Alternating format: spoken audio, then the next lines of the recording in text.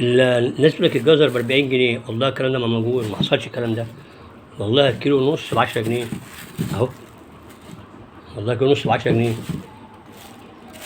وهنقول كلامه خلاص؟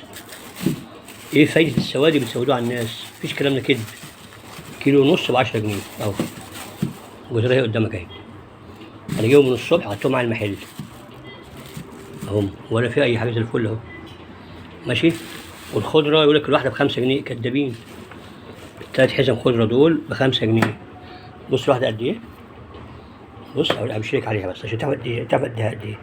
بص بص بص بص بص بص بص بص بص، دي الشبت دي ماشي، ودي الكزبرة اهي ماشي، ودي حزمة الجرجير. بس خلي بالك كل ده من الصبح معايا في المحل، يعني كل دوت 10 مية فرفشه، والله في المحل مركونين معايا من الصبح.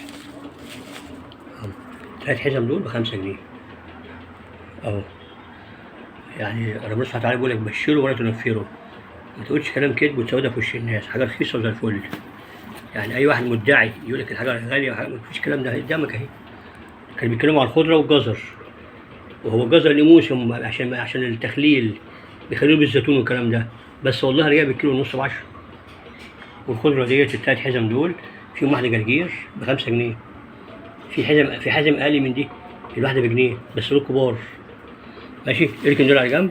طب دي جبنه قريش، جبنه قريش وحاطين عليها مش بسيط اهي. الكيس دوت والله ازيد من ربع كيلو ب10 جنيه، ب10 جنيه. دي تقطع عليها قوطه وتبقى في منتهى الجمال معاك، حاجه حلوه. بس ربنا يجيب عليها نعمه.